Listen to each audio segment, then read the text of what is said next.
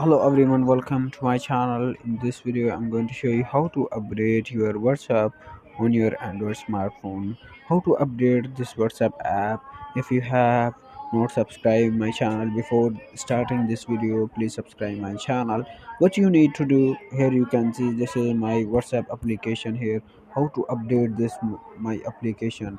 What you need to do, go to your Play Store, and here go to your search bar of the Play Store and here search WhatsApp. Click on this WhatsApp, and after that open this WhatsApp. Here you can see update and install.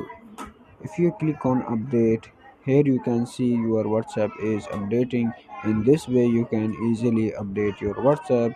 You can also update your Facebook. You can also update your any app. In this way you can easily update your any application from Play Store. Thanks for watching this video. You can see my WhatsApp is updating. Thanks for watching this video. Please subscribe my channel. See you in the next video.